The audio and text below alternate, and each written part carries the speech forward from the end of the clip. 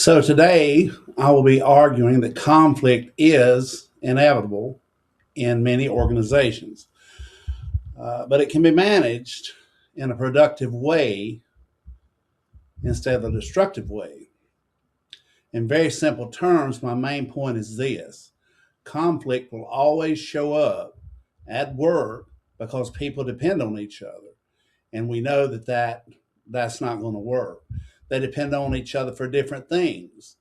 Uh, there has to be clear communication, or else values and priorities will get mixed up in the mess of it. But what matters is how an organization might handle the conflicts that come up. To explain this, I'm going to use three ideas from research: the social identity theory, the conflict resource theory, and the systems theory. What I'm going to try to do is apply all of them to a real world workplace situation that involves a merger between two organizations. I know that we don't typically put our own personal feelings in, but we go through this here in the sheriff's office quite regularly every 4 years. When a new sheriff comes in, it's like two different companies merging together.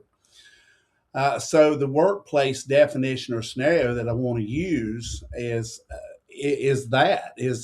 every 4 years we have a scenario that happens in law enforcement where a new sheriff is elected and takes office, and it's almost like one day we're working for this company, tomorrow we're working for a different company, and then the new people have ways they want things done where the old people had the way they want it done, and sometimes there's a lot of conflict whenever that happens. So I'm going to use three theories. Like I said, the social identity theory will be the first one I talk about. And this theory says that people naturally divide into groups, and when they do, it's us and them. So once that happens, one group will favor their group and the other group and distrust the other group.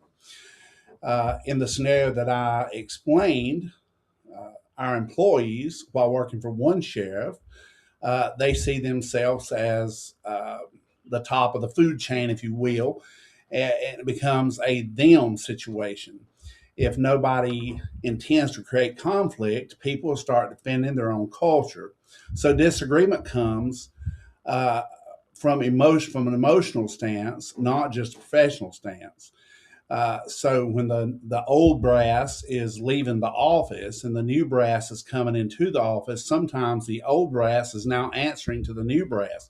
That causes a lot of conflict. So the conflict isn't just about the work task; it's about their personal identity. It's who they are.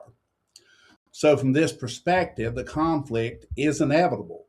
Anytime that those two groups come together, there's going to be conflict. The second type of theory that I'll use is the resource conflict theory. Under this theory, it says conflict is going to happen between people or groups when they compete for limited resources: money, time, power, or job security. So in my analysis, the example I gave, there's a power struggle there. People who used to be the boss is no longer the boss, and now there's new bosses, and those new bosses could be people who uh, literally they were answering to these guys yesterday, and then today they're answering to a new group of people. The old guys are answering to people that used to answer to them. Once that scenario happens, both groups become worried about who will get control over their decisions. So they have, and their leadership roles, they're trying to figure out who's actually the leader now. Even if nobody says it out loud, the people are thinking, will we lose influence? The ones that was them yesterday, they're wondering, will we lose influence, or what are we going to do if we disagree? So the conflict increases because people, they're protecting what they think they might lose. And losing power is very important. People think they're going to lose power. They become, well, as we all know, they're going to try to uh, push the limits, if you will. The third theory I'll use is a systems theory. This one's a little more broad. It says organizations are like systems where everything is connected. When one part changes, everything else is affected. In the situation that I put forth, that when that part changes, when that election is taking place, and there's a new command staff, there's a new group of people that are now in control. They have basically the connection. I think is still there, but it's kind of been lost. It's all everything's changed. So in a sense, yesterday we worked for AT&T. Today we work for Verizon. So we've got a new group of bosses, and they have their agendas, what they want to get done. Even if everybody has great intentions, the system itself creates friction because different parts of the organization are now having to depend on each other, and they don't operate the same way as they did. So conflict is not an accident. It's a normal result of the change that happens. If we put all three theories together, we see that social theory explains the emotional side of people, people splitting into groups. The resource theory, it explains the competition, the people fighting over who's in control of the resources. And the system theory explains the structure, why the organization itself creates tension during change. Altogether, they show that conflict isn't caused by one bad manager or one communication mistake. It's built into how it's set up to work. So conflict is not unusual. It's expected across many organizations. So our counter argument would be that some people believe that change is not a bit inevitable. They argue, people that I work with argue that leaders communicate clearly, and they might even hire the right people. They bring on their people, bring them on board. They build a strong culture, and they prevent most of the conflict. And there is a little bit of truth in that argument. But good leadership doesn't reduce unnecessary conflict. Poor communication, on the other hand, does make things worse and does add to the conflict. But research will show us that even in well run organizations, conflict still happens. I think it still happens because even with good leadership, people have different goals. They've got different things they want to get done, they have different identities and different priorities. In organizations, they still have limited resources when it comes to the arguments.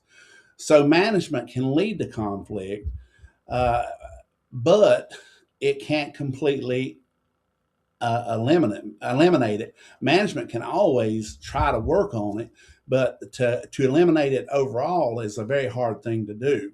So, what does this mean for the workplace? There's three takeaways I'll give you. Conflict should be expected, not avoided.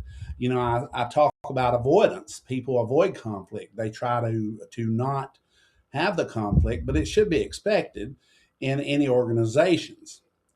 The leaders in those organizations, they need to stop treating conflict like a failure. Instead, they need to expect it and manage it early on. This matters because when conflict is ignored, it usually gets worse over time. Secondly, they need to build a team uh, that has a shared identity. When mergers happen or when elections happen and cross team work comes together, leaders need to focus on creating a shared identity rather than saying it's us and them. We don't want the us and them thinking because that's what causes organizations to split. But the risk is that it feels forced. Many times, when the new election happens and the new sheriff comes in, we're forced to uh, assimilate, if you will, to uh, the new regime, the new way of doing. And lastly, they need to be transparent about decisions and resources. Transparency is very important.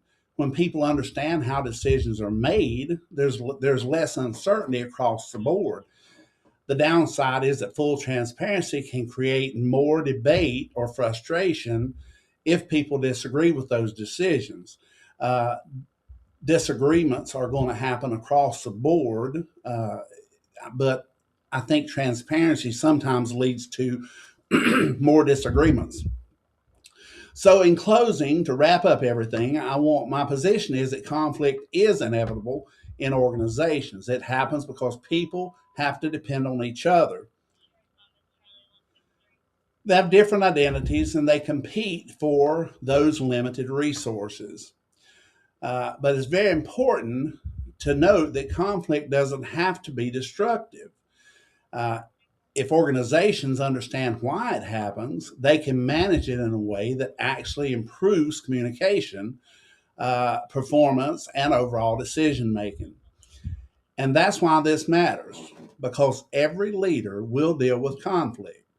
The difference between good and poor leadership is not whether conflict will happen, but how it will be handled when it does happen. Thank you for reviewing my video.